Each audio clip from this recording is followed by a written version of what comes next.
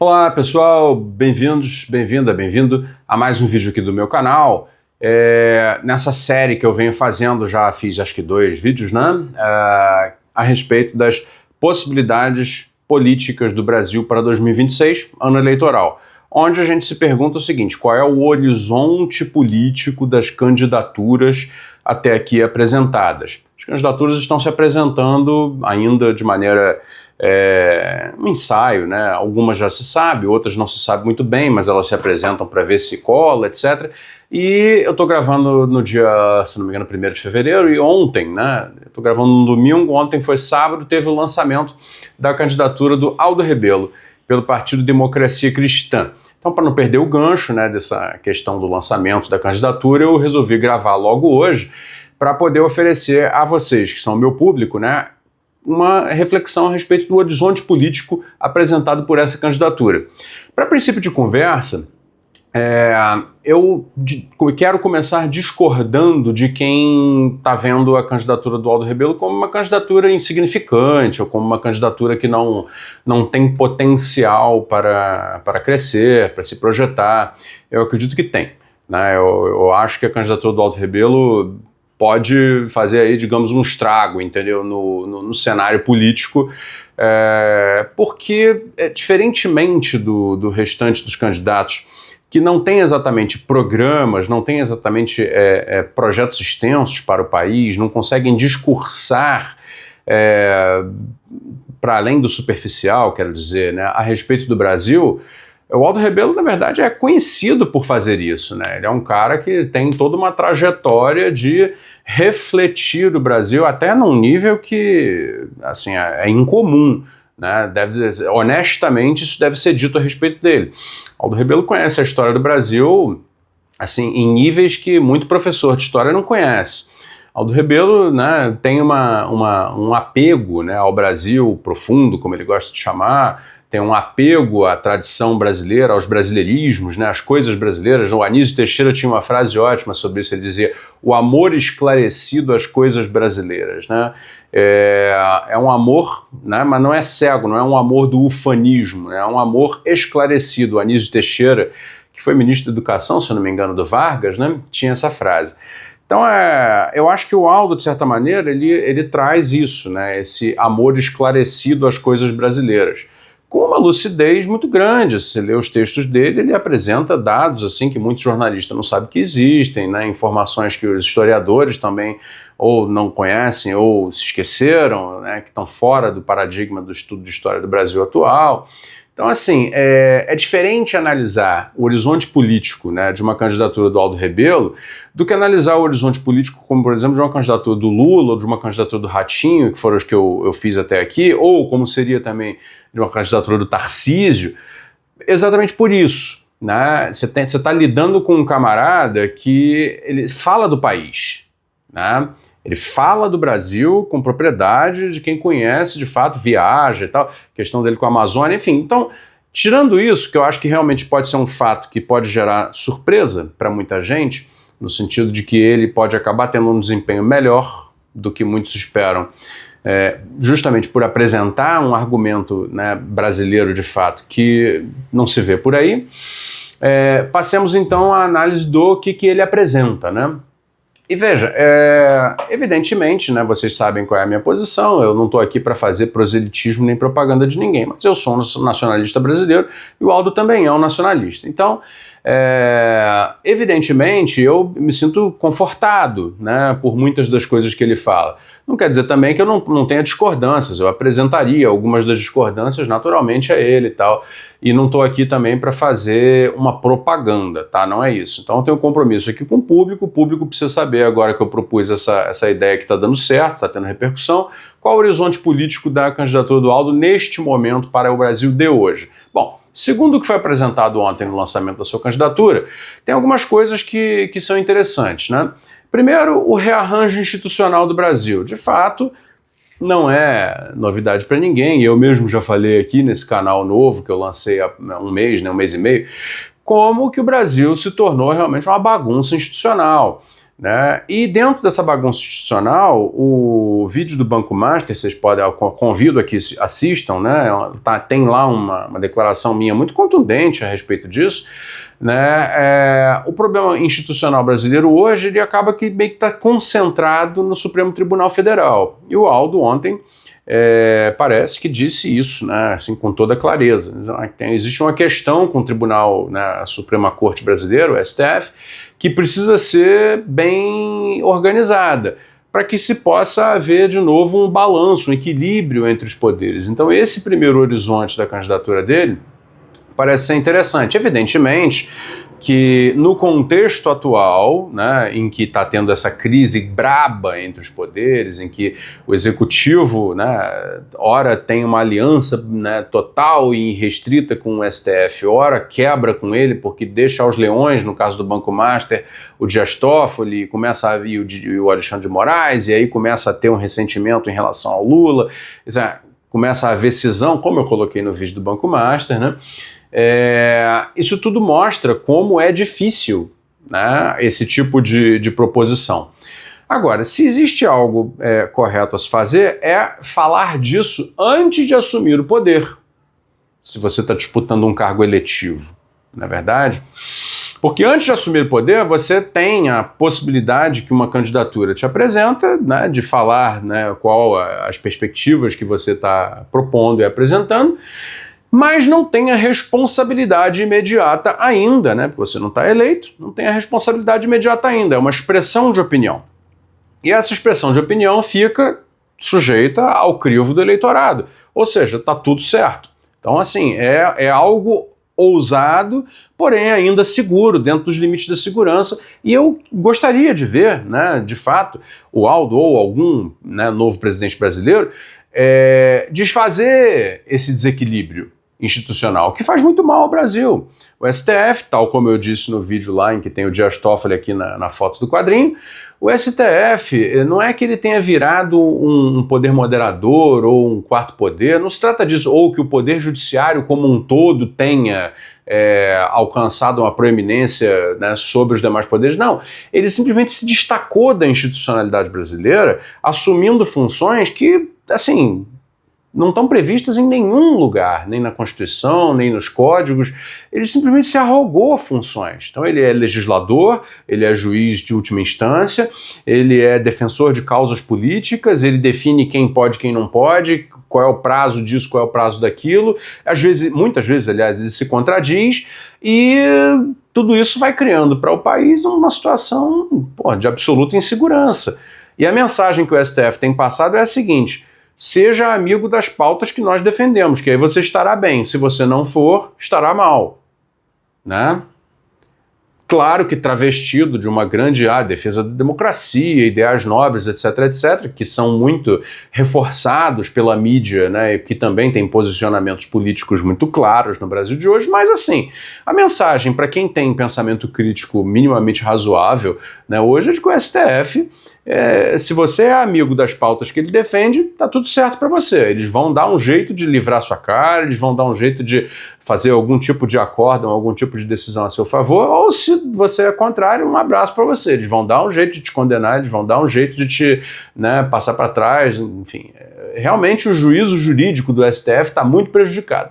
Então esse horizonte político da candidatura do Aldo Rebelo, embora seja de fato muito conflitivo, com muito potencial de problema, ele é um horizonte que seria positivo para o Brasil, né? O horizonte do rearranjo, da reorganização institucional brasileira, cujo centro, né, que tem um problema, cujo centro é o Supremo Tribunal Federal.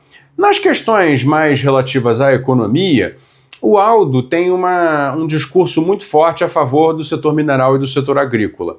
E, pelo que eu li ontem, ele fala também muito a respeito da indústria brasileira, né? Que é claro, como todo mundo sabe, é um assunto que me toca muito, é um assunto que eu, né, gosto de tratar, né, dou muito valor a esse tema. E quero aproveitar para dizer o seguinte: eu nunca achei isso, tá, assim, correta, essa divisão que até alguns economistas, para minha surpresa negativa, entraram, de que existe de que deve ser feita, não sei, uma disputa entre defensores da indústria contra defensores do agronegócio, ou o contrário. Quer dizer, isso é como é que eu vou chamar isso, né? A tentativa de transformar num fla-flu até mesmo questões fundamentais da sobrevivência nacional. É evidente que uma economia é uma economia, né? É um ambiente econômico que tem uma grande variedade de agentes. E os setores, esses macro setores econômicos, agronegócio, com tudo que ele tem dentro dele, que são vários subsetores, indústria, com tudo que ela tem dentro dela, são vários subsetores. Evidentemente, existem milhares de interações aí, né? Tanto existentes como potenciais. E várias dessas interações, por exemplo, acabaram com desfavor para a indústria no Brasil recente, não é verdade? Então, uma coisa que eu considero positiva é que eu tenho percebido uma tentativa dele de reequilibrar o discurso, né, dizendo, bom, existe assim uma defesa do agronegócio, que ele tem lá uma tradição, né, de vida com o agronegócio, tem uma tradição com a mineração, e tem um conhecimento a respeito do interior do Brasil, que é onde essas atividades se dão, né, principalmente. Então, evidentemente, que o discurso dele acaba sendo muito apelativo para esses setores, ele busca esses setores como apoio político para ele. O que eu achei de interessante é que ele percebe as conexões que isso, né, pode ter com os setores mais sofisticados da economia. Então, isso, para mim, de certa maneira, algo que reequilibra o discurso, né? Ele ainda coloca um pouco na questão da geração dos excedentes, que é um pensamento econômico válido, mas assim, que hoje também não podemos ficar limitados à questão da geração de excedentes, né? Hoje o pensamento econômico contemporâneo do desenvolvimento, ele vai muito mais na linha da geração de conexões via cadeias produtivas, né? E é o que a gente chama lá na economia de matriz insumo-produto, né? Hoje, dadas as interfaces e interconexões entre as cadeias produtivas, é muito mais fácil você ativar a indústria através de ativações, né, seja via agronegócio, seja via mineração, por matriz insumo-produto, ou seja, por demandas e cadeias produtivas, do que, né, por geração de excedente. Porque a geração de excedente envolve aí um problema da gestão financeira do excedente, né? E aí entra naquilo que eu estava falando no vídeo anterior, que era sobre, né, o problema do financiamento, do investimento público e financiamentos públicos para atividades produtivas e outras, né? Tem toda uma distorção financeira no Brasil que impede a gente de pensar com racionalidade imediata, né? É uma racionalidade que existe, mas ela tem muitas etapas intermediárias, né?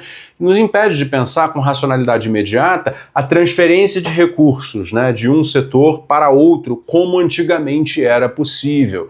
Então é necessário esse ajuste, né, nesse horizonte político para perceber exatamente como, afinal de contas, a nossa pujança agrícola, a nossa pujança mineral pode, de fato, se tornar uma pujança industrial nova, né, que a pujança industrial brasileira existiu, não existe mais, né? Hoje é uma indústria fraca, que perde espaço e que, né, principalmente em função do panorama macroeconômico, né, taxa de câmbio, taxa de juros, impostos e, né, o superávit primário, tripé macroeconômico, né, ela sofre muito em função disso, né, e ainda agora com a abertura comercial que está prometida, em nova rodada de abertura comercial com o acordo da União Europeia e Mercosul, tudo isso naturalmente tende a encolher ainda mais as cadeias produtivas industriais. Então, assim, de fato tem um potencial muito grande de fazer o agronegócio e a mineração, que são fortes no Brasil, se tornarem motores de um novo desenvolvimento industrial. Muitos potenciais até, muitas possibilidades, né?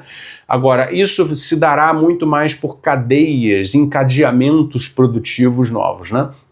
Então esse é um horizonte político interessante que precisa ser mais bem elaborado, né, ao longo da campanha. Eu acredito que será, né, certamente, acredito até se esse vídeo puder de repente chegar e prestar alguma contribuição, é algo que eu acho que será positivo até para o debate, né, para que as pessoas possam, quem sabe, né, de uma pessoa que tem que vocaliza um discurso a favor do Brasil tão mais complexo, tão mais abrangente, né, quem sabe, né, até aí a gente possa levar o debate, e seria uma contribuição interessante, forçaria os formadores de opinião, etc., a entenderem e lerem melhor a própria economia do Brasil, né. O Aldo também, naturalmente, se conhecido por falar de Amazônia, né, e a Amazônia é um tema bem complicado, né? Assim, não é um tema simples falar de Amazônia no Brasil. Na maioria se você fizer uma pesquisa, uma enquete na internet, etc., as pessoas vão dizer que a Amazônia é meio ambiente, né? E desde os anos da Revolução Industrial Brasileira, meu primeiro canal, as pessoas que me conhecem há mais tempo sabem muito bem disso, né? Eu falava que o ambientalismo radical que quer apenas preservar a Amazônia, ele, além de suspeito, né, além de movimentado por, né, capitais estrangeiros através de ONG, já falava isso lá atrás, e além de também ser utópico, né? Assim, ele é um negócio, é como se olhassem para o Brasil como se o Brasil não fosse o Brasil, como se aquilo não fosse nada, fosse só uma floresta, né? Ele, além disso, ele tem o problema de não perceber aquilo que é óbvio, quer dizer, não impedindo a vida social que você vai preservar o meio ambiente, né? É o contrário, é melhorando a vida social que você vai preservar o meio ambiente. E isso eu acho interessante na fala do Aldo, quando ele coloca o seguinte, quer dizer, hoje, a Amazônia está praticamente, grandes partes dela, né, e da sua população, estão sob controle do crime organizado, estão mesmo, né, isso já é um fato, muita gente já diagnosticou isso, e por falta de alternativas econômicas dentro da Amazônia, acaba que muita juventude, né, assim, fica sem perspectiva de trabalho, sem perspectiva Por isso, por exemplo, eu sou a favor da exploração do petróleo na margem equatorial brasileira, que não tem a ver com o Rio Amazonas. A margem equatorial brasileira é uma faixa, né, marítima que está sendo pleiteada, né, na ONU, né, para que seja declarada como brasileira, chama-se margem equatorial, assim como já tem a margem meridional e a margem astral. Dentro dela tem enormes reservas de petróleo que na mesma faixa marítima que pertence à Guiana já é explorada, a Guiana Francesa, e ali você tem o petróleo que a Petrobras, né, já descobriu como tirar, já sabe que está lá, pode tirar a qualquer momento, e só o IBAMA, com seus licenciamentos intermináveis, impede o Brasil de se apropriar disso e gerar para aquela região do Brasil, região norte, principalmente o Amapá, mas também, quem sabe, o Maranhão, quem sabe também o Pará, né, desenvolvimento econômico. Instalação de empresas, né, chegada de projetos de engenharia, com todos os benefícios que isso traz em termos socioeconômicos, na verdade. Então, assim, eu sempre fui favorável à exploração do petróleo brasileiro na margem equatorial, primeiro porque, claro, assim, o risco ambiental é baixíssimo, dado que você tem tecnologias de águas profundas que a Petrobras é a melhor do mundo. Segundo, a distância é enorme em relação à foz do Rio Amazonas, né, como se fala, são para mais de 500 quilômetros. E terceiro, as correntes marítimas ali todas se direcionam para o norte, não se direcionam para dentro do Brasil. Então, na hipótese eventual de haver um grande vazamento de petróleo, etc., etc., ainda assim o rio Amazonas em si não seria afetado, porque as correntes marítimas levariam esse vazamento de petróleo, né, para fora da margem equatorial brasileira e não para dentro. Entendeu? Isso é oceanografia, tá aí, podem pesquisar, isso é conhecido. Tá? Então, assim, são casos como esse que me levam a ter uma visão da Amazônia, né, que é a minha, quer dizer, uma visão desenvolvimentista. Né? E qual é a visão desenvolvimentista para a Amazônia? Há que se fazer uma preservação do meio ambiente amazônico, não há dúvida nenhuma, mas ao mesmo tempo em que também se deve fazer um retorno da infraestrutura na Amazônia em bases corretas. Porque exatamente a base incorreta para o desenvolvimento da Amazônia, que é não toque na Amazônia, que é o argumento das ONGs, é o argumento da Noruega, do Fundo Amazônia, da Europa toda, né? Quer dizer, não toque na Amazônia porque ela é o pulmão do mundo e outras mentiras, etc, etc. Então, assim, esse nível de debate com relação à Amazônia deixa os amazônidas, ou seja, os brasileiros que ali vivem, empobrecidos, marginalizados, sem condição de melhorar nas suas vidas e, portanto, propensos a duas coisas. Uma, migração, né? 2, atividades econômicas ilegais as mais variadas. 3, adesão àquilo que é a pior das alternativas, que é o narcotráfico internacional. Que, né, traz um problema adicional, que é o seguinte, quer dizer, vocês sabem muito bem como os Estados Unidos da América opera, né, no norte da América do Sul. Viram aí Venezuela agora, né, viram as ameaças à Colômbia. Sabe como quando era o governo Uribe na Colômbia, né, vocês devem se lembrar do Plano Colômbia, em que os Estados Unidos tinham, inclusive, planos de colocar a Colômbia na OTAN. né? Isso foi discutido, né, durante uns anos atrás, na década passada. Quer dizer, então assim, a geopolítica estadunidense para as Américas, né, mas principalmente para a América do Sul, se concentra muito numa influência de poder militar e econômico, né, nas riquezas e também no controle territorial exatamente da Amazônia. Então assim, se o Brasil deixar a Amazônia correr solta da maneira como está correndo por mais tempo, corre sério risco sim de tomar uma invasão ou uma incursão militar não avisada, tipo por drones, tipo por controles satelitais, por intervenções eletrônicas, etc, etc. E o fato de o narcotráfico estar muito forte lá é toda a desculpa que eles precisam para isso, né? E não é para nos livrar do malvado narcotráfico, etc, etc, assim como não foi para isso na Venezuela, não seria para isso na Colômbia, em lugar nenhum.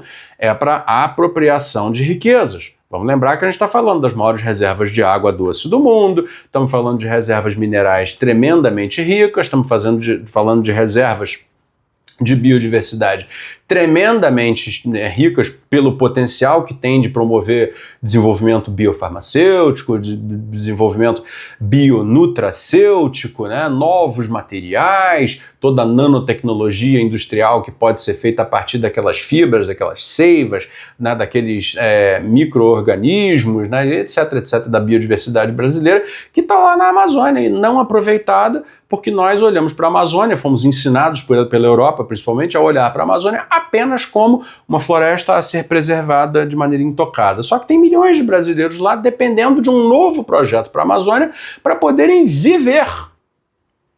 Viver. E esse projeto implica necessariamente, claro, alguma intervenção sobre a natureza. É impossível não haver alguma, né? Uma abertura de uma estrada é algo necessário, uma abertura de uma hidrovia é algo necessário. Agora, isso não quer dizer que tudo vai cair, não vai mais ter árvore na Amazônia, vai virar um deserto e não sei mais o que. Não! O que faz a Amazônia virar deserto é justamente o Amazônida ser deixado na pobreza como ele é hoje, e aí ele vai fazer o que precisar fazer para sobreviver. Entre outras coisas, né, pau no meio ambiente.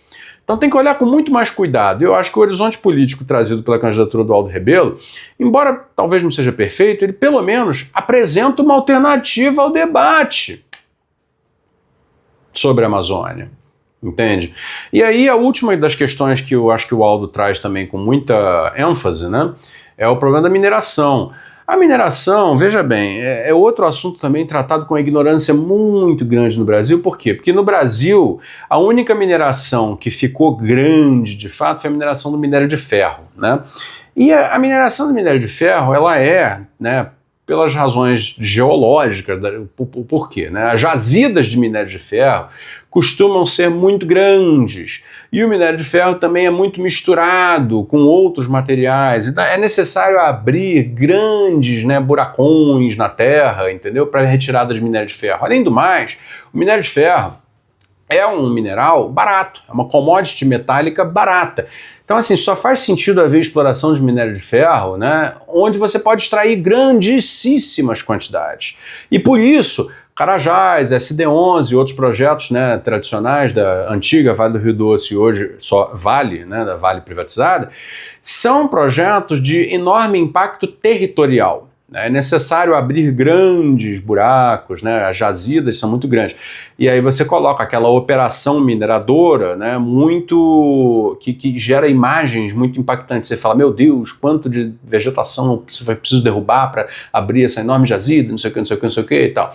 Aí tem duas coisas. Uma delas que primeiro diz o seguinte, eu já estive em minas não de minério de ferro, né, no caso, mas de calcário. Já tive em minas de minério de ferro também, mas no caso eu quero comentar de minas de calcário para fabricação de cimento, né, em que a mineração é muito menos impactante. Por quê? Porque o calcário é todo mais concentrado, né? A jazida de calcário, você abre lá, você não precisa abrir muito, porque está todo ali, entendeu? Ele é mais extraído de uma forma já mais direta, não tem tanta refinação. Então os fabricantes de cimento, em geral, fazem as suas unidades perto de minas de calcário, onde eles podem tirar o calcário, mistura com a argila, né, bota no forno, faz o clinker e aí você tem o cimento, beleza.